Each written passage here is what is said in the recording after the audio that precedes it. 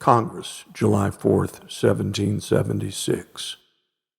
The unanimous declaration of the 13 United States of America. When in the course of human events it becomes necessary for one people to dissolve the political bands which have connected them with another, and to assume among the powers of the earth the separate and equal station to which the laws of nature and of nature's God entitled them, a decent respect to the opinions of mankind requires that they should declare the causes which impelled them to the separation. We hold these truths to be self-evident, that all men are created equal, that they are endowed by their Creator with certain unalienable rights, that among these are life, liberty, and the pursuit of happiness, that to secure these rights, governments are instituted among men, deriving their just powers from the consent of the governed,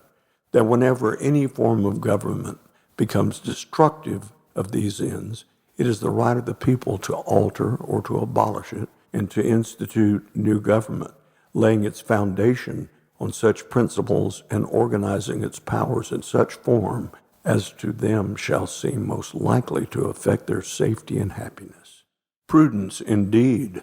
will dictate that governments long established should not be changed for light and transient causes, and accordingly all experience hath shewn that mankind are more disposed to suffer while evils are sufferable than to right themselves by abolishing the forms to which they are accustomed. But when a long train of abuses and usurpations, pursuing invariably the same object, evinces a design to reduce them under absolute despotism, it is their right, it is their duty to throw off such government and to provide new guards for their future security. Such has been the patient sufferance of these colonies, and such is now the necessity which constrains them to alter their former systems of government. The history of the present King of Great Britain is a history of repeated injuries and usurpations, all having in direct object the establishment of an absolute tyranny over these states. To prove this, let facts be submitted to a candid world. He has refused his assent to laws, the most wholesome and necessary for the public good. He has forbidden his governors to pass laws of immediate and pressing importance, unless suspended in their operation till his assent should be obtained, and when so suspended, he has utterly neglected to attend to them. He has refused to pass other laws for the accommodation of large districts of people, unless those people would relinquish the right of representation in the legislature,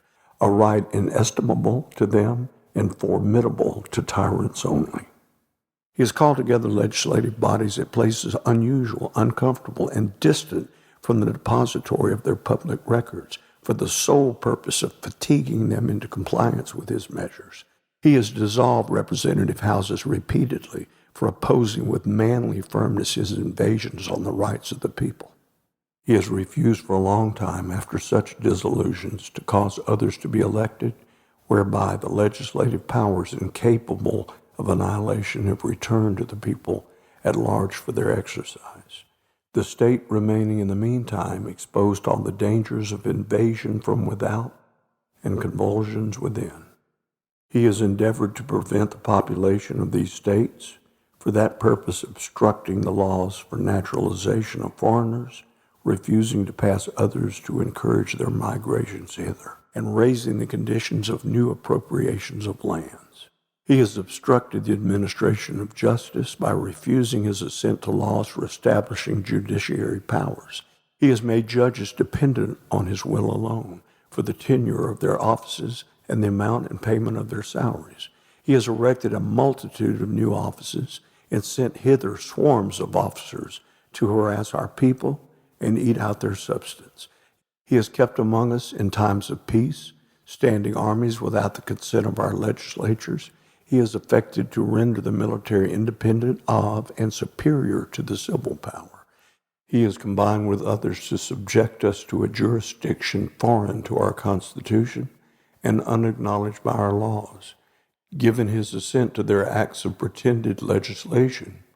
for quartering large bodies of armed troops among us, for protecting them by mock trial from punishment for any murders which they should commit on the inhabitants of these states, for cutting off our trade with all parts of the world, for imposing taxes on us without our consent, for depriving us in many cases of the benefits of trial by jury, for transporting us beyond seas to be tried for pretended offenses, for abolishing the free system of English laws in a neighboring province, establishing therein an arbitrary government, and enlarging its boundaries so as to render it at once an example and fit instrument for introducing the same absolute rule into these colonies, for taking away our charters, abolishing our most valuable laws, and altering fundamentally the forms of our governments, for suspending our own legislatures and declaring themselves invested with power to legislate for us in all cases whatsoever.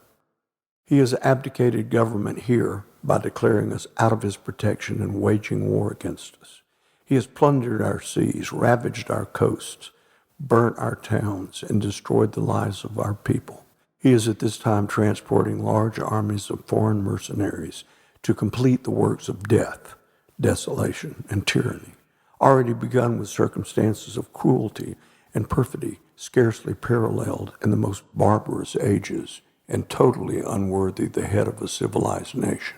He has constrained our fellow citizens taken captive on the high seas to bear arms against their country,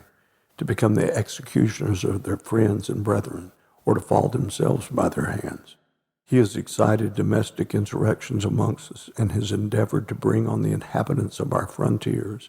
the merciless Indian savages whose known rule of warfare is an undistinguished destruction of all ages, sexes, and conditions. In every stage of these oppressions, we have petitioned for redress in the most humble terms. Our repeated petitions have been answered only by repeated injury. A prince whose character is thus marked by every act which may define a tyrant is unfit to be the ruler of a free people. Nor have we been wanting in attentions to our British brethren. We have warned them from time to time of attempts by their legislature to extend an unwarrantable jurisdiction over us. We have reminded them of the circumstances of our immigration and settlement here. We have appealed to their native justice and magnanimity, and we have conjured them by the ties of our common kindred to disavow these usurpations, which would inevitably interrupt our connections and correspondence. They too have been deaf to the voice of justice and of consanguinity. We must therefore acquiesce in the necessity which denounces our separation and hold them as we hold the rest of mankind, enemies in war, in peace, friends. We, therefore, the representatives of the United States of America, in General Congress, assembled, appealing to the Supreme Judge of the world for the rectitude of our intentions due in the name and by authority of the good people of these colonies, solemnly publish and declare that these united colonies are, and of right ought to be free and independent states, that they are absolved from all allegiance to the British Crown, and that all political connection between them and the state of Great Britain is and ought to be totally dissolved, and that as free and independent states they have full power to levy war, conclude peace, contract alliances, establish commerce, and to do all other acts and things which independent states may of right do. And for the support of this declaration,